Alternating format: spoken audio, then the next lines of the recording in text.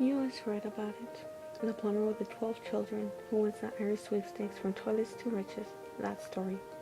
Or the nursemaid, some luscious sweet from Denmark, who captures the oldest son's heart. From diapers to Dior. That story. Or a milkman who serves the wealthy. Eggs, cream, butter, yogurt, milk. A white truck like an ambulance who goes into real estate and makes a pile. Homogeneous to martinis at lunch. Or the chairwoman, who is on the bus when it cracks up and collects enough from the insurance from mops to bondwood teller. That story. Once the wife of a rich man was on her deathbed, and she said to her daughter Cinderella, "Be devout, be good, and I will smile down from heaven in the gleam of a cloud." The man took another wife who had 2 daughters, pretty enough, but with the hearts like blackjacks. Cinderella was their maid. She slept on the sooty hearth each night and walked around looking like Al Jolson.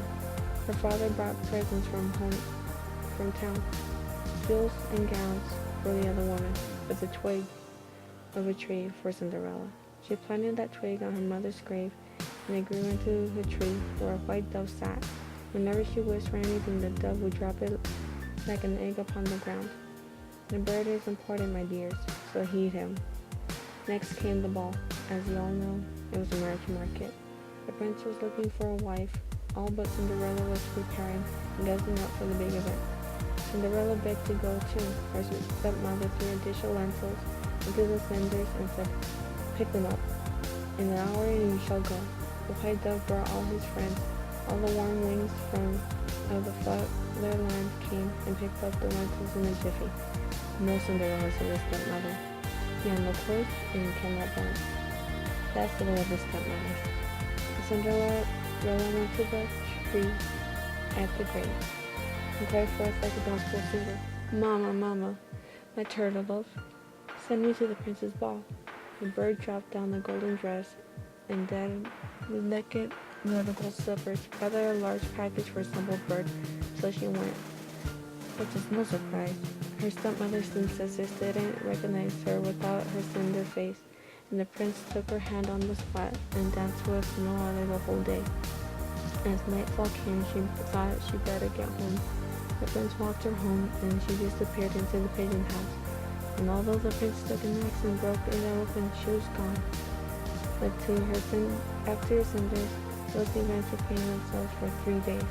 However, on the 3rd day, the prince covered the palace with cobbler's wax, and Cinderella's gold shoes stuck upon it. Now he would find whom the shoes fit. Now find his famous dancing girl, for keeps. He went to their house, and 2 sisters were delighted because they had lovely feet. And the eldest went to her room to try to slip it on, but her big toe got in the way. So she slowly sliced it off and put it on the slipper. The prince rode away with her until a white dove told him to look at the blood pouring forth. That is the way with amputations. They don't just heal up like a wish. The other sister cut off her heel, and the blood told as blood will. The prince was getting tired. He began to feel like a shoe salesman, but he gave it one last try. This time Cinderella fit into the shoe like a love letter in its envelope. At the wedding ceremony, the 2 sisters came to curry favor, and the white dove pecked their eyes out. 2 hollow spots were left, like soup spoons. Cinderella and the prince lived, they say, happily ever after, like 2 dolls in a museum case, and never bothered by diapers or dust, and never arguing over the timing of an egg, never telling the same old story twice. Never getting a middle-aged spread, their darling smiles pasted her on for eternity. Brenda and Bobby spent time